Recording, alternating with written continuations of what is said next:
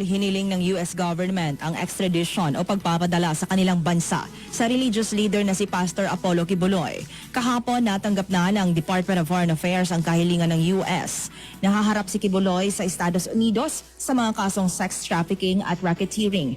Noong 2021, inakusahan siya ng mga prosecutor sa US na umano'y ng hikayat at nagsamantala ng mga kababaihan at minor de edad na nagsilbi bilang kanya mga personal assistants.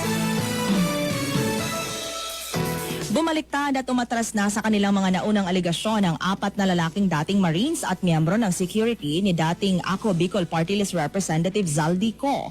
Sa panibagong sinumpaang salaysay ng nagpakilalang mga security ni Co. Sinabi nila na hindi umano totoo ang kanilang mga naunang salaysay na nag-uugnay kina Pangulong Marcos Jr., dating House Speaker Martin Romualdez, Zaldi Co. at iba pang personalidad sa umano'y pamamahagi ng maletang pera.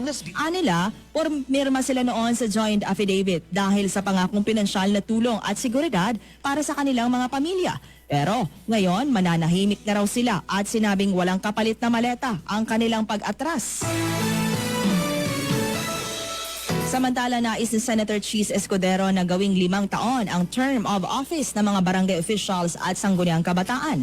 Dahil dyan, nagharap ng panukala si Escudero na gawing 5 taon mula 4 na taon ang paninilbihan ng mga barangay at SK officials. Kung may pampasa, ililipat sinabi nila na hindi umano totoo ang kanilang November 2026 patungong November 2028 at isasagawa ito tuwing 5 taon.